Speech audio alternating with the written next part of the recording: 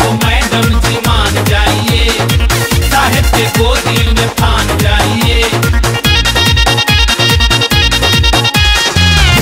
हो मैडम जी मान जाइए, साहेब के गोदी में फान जाइए। मिलेगा ऐसा न सरकारी हस्बैंड, बात का सिंपल ही जान जाइए। ऐसे जन खिसिया तू हमसे हो बाबी कुआरे में, ऐसे जन खिसिया तू हमसे हो बाबी कुआरे में। पूरा 17 बिता दे लुटारे में, अब कलो न शादी 18 में। पूरा 17 बिता दे लुटारे में, अब कलो न शादी 18 में।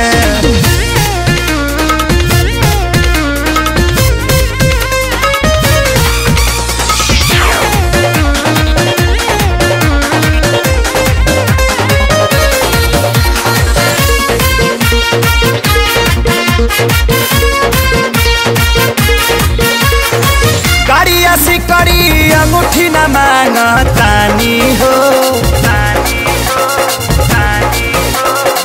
बनी जा हमारा रानी कटल जाई जानी हो।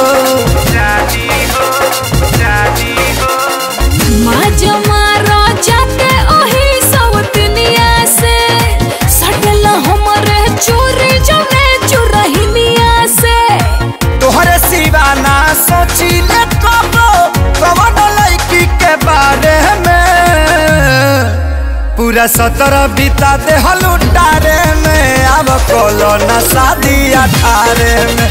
पूरा 17 बिता दे लुटारे में, अब कलो न शादी 18 में। मैडम को सैल्यूट करेगा, सैल्यूट कर।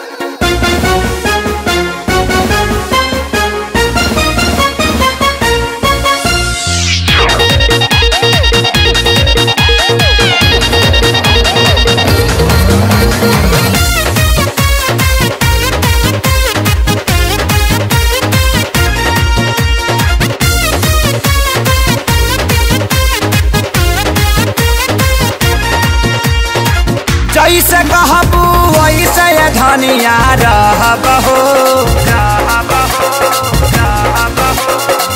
गाय के भैंस कहबू तो हमहू कहबहो।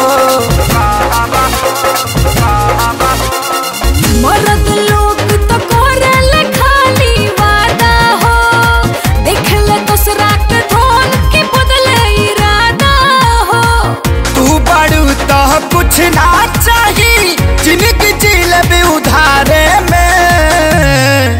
पूरा 17 बिता दे लुटारे में, शादी कलो ना उम्र 18 में।